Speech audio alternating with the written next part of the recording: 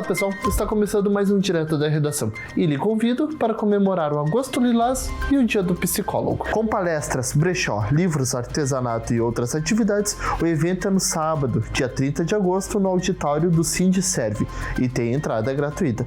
Protagonizado por psicólogas mulheres, as palestrantes são Márcia Fernandes Mendes, Márcia Tolotti e Maria Marlene da Silva Faria.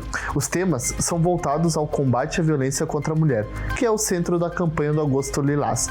Você pode se inscrever no QR Code que aparece na tela. Ainda falando sobre protagonismo feminino, a Câmara vai ser palco de uma conversa de uma vereadora que foi protagonista no segundo maior parlamento municipal do estado. A mestre em História pela URGS, Bárbara Moreschi, apresenta Vozes Femininas, a trajetória de Raquel Graziotin, no dia 2 de setembro na sala Geni PTF, às 7 horas da noite. Raquel foi a primeira mulher a presidir o Legislativo caxiense e teve um mandato marcado pela luta por políticas públicas voltadas às mulheres.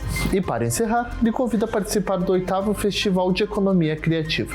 O festival é voltado à conexão, ao aprendizado e à inspiração de profissionais, empreendedores e estudantes, com palestras, workshops e exibições em documentários e projetos audiovisuais.